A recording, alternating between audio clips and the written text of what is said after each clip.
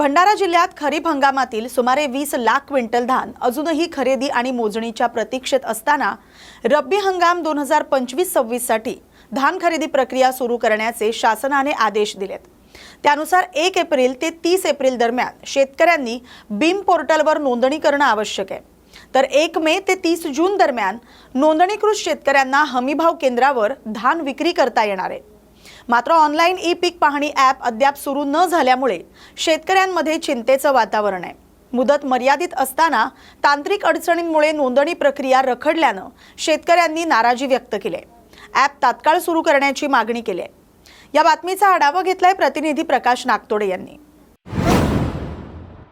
आळंदी परिसरातील केळगाव इथं 70 वर्षीय महिला आणि 6 वर्षीय चिमुरडीच्या निर्घृण हत्येप्रकरणी पिंपरी चिंचवड गुन्हे शाखा युनिट 3 न अवघ्या 24 तासात आरोपीला अटक केली आहे। विनायक तुकाराम भवारी असं या अटक करण्यात आलेल्या आरोपीचं नाव आहे। 1 एप्रिल रोजी घडलेल्या या घटनेत दोघींची अज्ञात हत्यारानं हत्या केली होती। पोलिसांनी तांत्रिक विश्लेषण आणि गुप्त माहितीच्या आधारे आरोपीचा माग काढत आळेफाटा परिसरातून त्याला ताब्यात घेतलंय।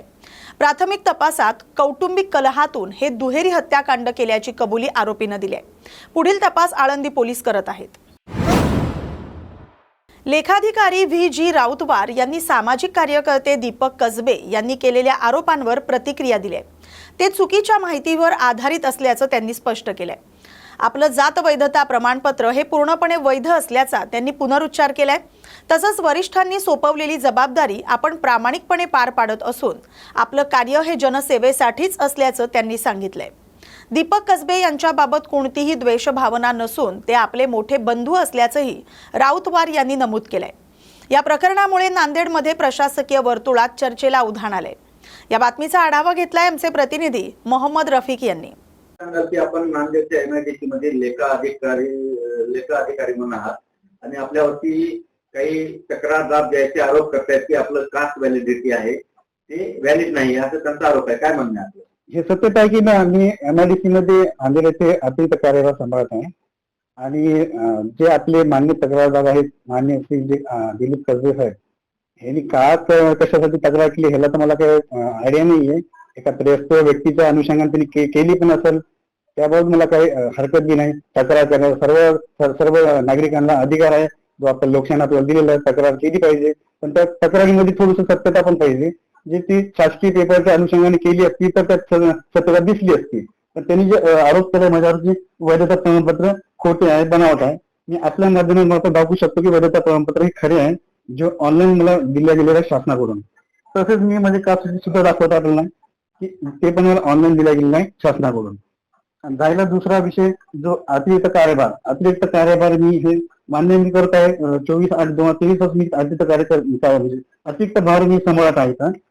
हे मला अतिरिक्त कार्यभार हे मला शासनाकडून मला करण्याचे आदेश प्राप्त झालेले आहेत। कारण नांदेड येथे मी पूर्वी काम करत होतो, आता नंतर मी छत्रपती संभाजीनगर बदली झालेली आहे।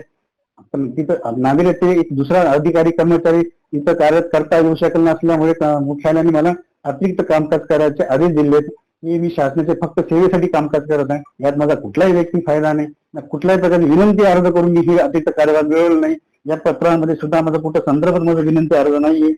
तरी पण जर माननीय कसबे साहेब जर आरोप करत असतील तर शासनाला सांगत असतील तर मला कुठल्याही प्रकारचे अतिरिक्त कामकाज करण्याची स्वतःहून इच्छा राहणार नाही। कारण तर अशा प्रकारचे जर खोटे आरोप होत असतील तर मी माझ्या वरिष्ठांना सांगेल की अतिरिक्त कार्यभार अतिरिक्त दुसऱ्या कोणत्या अधिकारी कर्मचाऱ्याला नेमता येईल का बघा। तसं काही विषय नाही। अधिकारी मला म्हणजे नाही हरकत नाही तुम्हीच करा, तरी पण मी शासनाची आणखी पुढे सेवा कंटिन्यू करण्यासाठी माझे योगदान 100% राहील।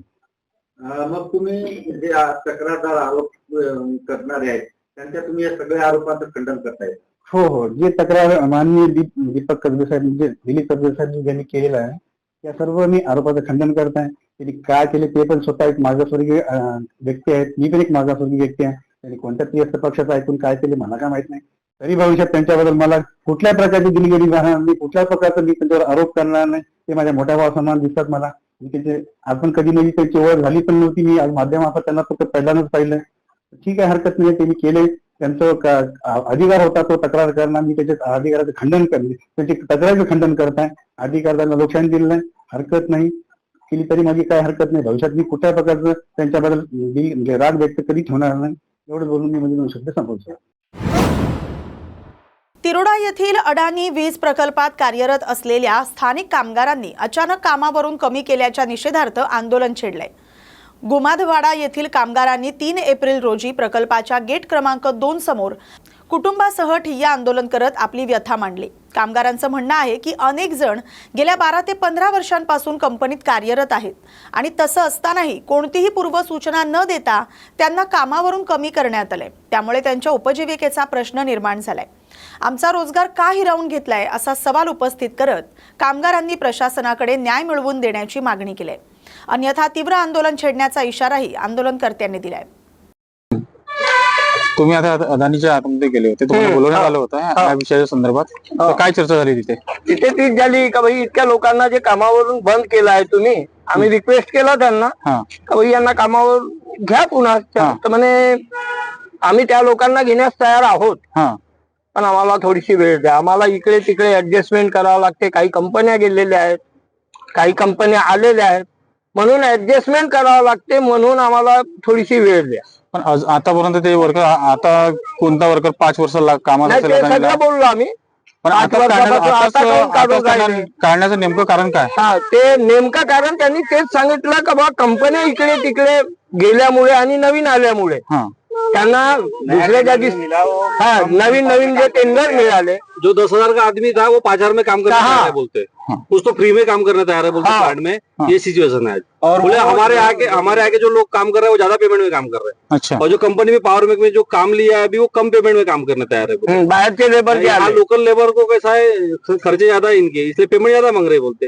इस हिसाब से उनका बोलना है. ते कंपनी ऍक्ट नुसार तुम्हाला सांगितलं त्यांनी की असं ओरली सांगितलं? नाही, काही आम्हाला मुद्देसूद काही समाधान नाही है.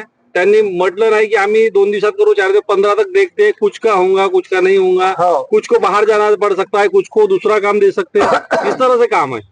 कोई सेटिस्फाइड नहीं है कि हमने बोले कि एक साथ भी नहीं करते, पार्ट में करो, आज 5 को करो, कल 5 को करो, 4 दिन बाद में करो. हम ये नहीं बोलते कि कंपनी एक ही दिन में सबको ऑर्डर करा देंगी. कुछ जो पार्ट में करा वो भी हम भी तैयार है, उसके लिए कंपनी मानने तैयार नहीं है. हम कंपनी को साथ देने के बाद पानी, प्रदूषण, जमीन हमारी, सब हमारा. यहाँ से टावर जाएंगे तो जमीन हमारी जाएंगी. अगर काम करने वाले हैं तो बाहर से लोग 2 महीने वाले, 5 महीने वालों को काम दे रहे हैं. आज लोकल लोगों को कुछ नहीं है यहाँ. अगर आज 2 टावर लाइन जा रही है रायपुर के लिए, वहाँ जमीन हमारी जाएंगी. 20 लाख की जमीन के 5 लाख 2 लाख में कोई खरीदार नहीं है. जर तुमची अदानीने आता तुम्हाला आश्वासन दिले की 15 दिवस तुम्ही वाट पहा, 15 दिवसानंतर जर त्यांच्याकडून काही निर्णय आला नाही, पुन्हा आम्ही आपला 15 दिवस आम्ही वाटच नाही पाहणार. आम्ही 10 तारखेपर्यंतचा त्यांना वेळ दिलेला आहे. त्या साहेबांचं असं म्हणणं आहे की डायरेक्ट बाबा जी आता जे पॉवरमॅक कंपनी आहे तिच्याजवळ 100 लोक आहेत आणि जी नवीन लेबर आहे ते आमच्या फक्त 50 लोकात काम करून देत आहे, म्हणून आम्ही ह्या लोकांना काढत आहोत आणि कमी लोकात काम करून देणार आहे ह्या पद्धतीने म्हणतात. तर त्यांचं म्हणणं आहे की ती जी कंपनी निर्णय घेईल ते आम्हाला मान्य आहे. ठीक आहे. आणि मग त्या तिरोडा शहरात रस्त्यावर मोकाट फिरणाऱ्या जनावरांमुळे अपघाताचं प्रमाण वाढत असून नागरिकांमध्ये चिंतेचं वातावरण निर्माण झाले. विशेषतः रात्रीच्या वेळी रस्त्यावर बसलेल्या जनावरांमुळे वाहन चालकांना ती दिसत नसल्यानं अपघात होण्याचा धोका अधिक वाढलाय. या समस्येमुळे यापूर्वीही अनेक अपघात घडल्याचं नागरिकांचं म्हणणं आहे. त्यामुळे तिरोडा शहरातील नागरिकांनी नगर प्रशासनाकडे तात्काळ उपाययोजना करण्याची मागणी केली आहे. मोकाट जनावरांचा लवकरात लवकर बंदोबस्त करून संभाव्य जीवितहानी टाळावी अशी मागणी नागरिकांकडून केली जाते. मुलचेरा तालुक्यातील बंदुकपल्ली इथं हनुमान जन्मोत्सवाच्या शुभ मुहूर्तावर भव्य हनुमान मंदिर बांधकामाचं भूमिपूजन सोहळा उत्साहात पार पडलाय. काँग्रेस नेते डॉक्टर अजय कंकडलावार यांच्या हस्ते हा सोहळा पार पडलाय. ग्रामस्थांच्या मागणीची दखल घेत डॉक्टर कंकडलावार यांनी हे मंदिर पूर्णपणे स्वखर्चातून उभारण्याचा निर्णय घेतलाय आणि दिलेलं आश्वासन त्यांनी पूर्ण केलंय. या उपक्रमामुळे गावात आनंदाचं वातावरण आहे. भूमिपूजन सोहळ्याला स्थानिक नेते, पदाधिकारी आणि मोठ्या संख्येनं ग्रामस्थ उपस्थित होते. संपूर्ण परिसर भक्तिमय वातावरणात न्हाऊन निघाला. स्वखर्चातून मंदिर उभारण्याच्या निर्णयाबद्दल ग्रामस्थांनी डॉक्टर अजय कंकडलावार यांचं आभार मानलेत. आरमोरी नगर परिषद निवडणूक 2026 मधील अपयशाचं विश्लेषण करून पक्ष संघटन मजबूत करण्यासाठी राष्ट्रवादी काँग्रेसतर्फे आरमोरी येथील केमिस्ट भवनात आढावा बैठकीचं आयोजन करण्यात आलं। या बैठकीत माजी आमदार रामकृष्ण मडावी यांनी पराभवाची कारणं कार्यकर्त्यांसमोर मांडली, तर माजी मंत्री आणि आमदार धर्मराव बाबा आत्राम यांनी कार्यकर्त्यांना पक्षवाढीसाठी एकजुटीनं काम करण्याचं आवाहन केलंय। भावी जिल्हा परिषद आणि पंचायत समिती निवडणुकांच्या पार्श्वभूमीवर पक्षाचा झेंडा रोवण्याचा निर्धार व्यक्त करण्यात आलाय। तसंच विविध पक्षातील कार्यकर्त्यांनी राष्ट्रवादी काँग्रेसमध्ये प्रवेश करून पक्षावरील विश्वास व्यक्त केलाय। बैठकीचा समारोप हा सर्व कार्यकर्त्यांचे आभार मानून करण्यात आलाय।